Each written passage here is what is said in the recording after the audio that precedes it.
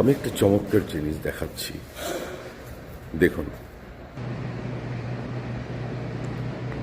আলহামদুলিল্লাহ, আমি এই মুহূর্তে রিয়াদে।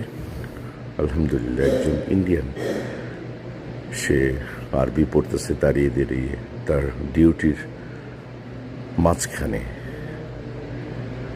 সুবহানাল্লাহ, আমি দূর থেকে দেখলাম যে উনি পড়ছে, উনি বাংলা বোঝে না।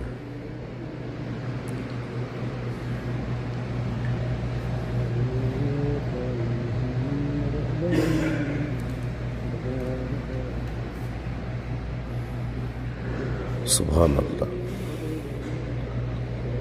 কি দারুণ একটা দৃশ্য!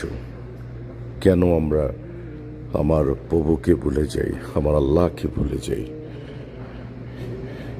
দেখুন,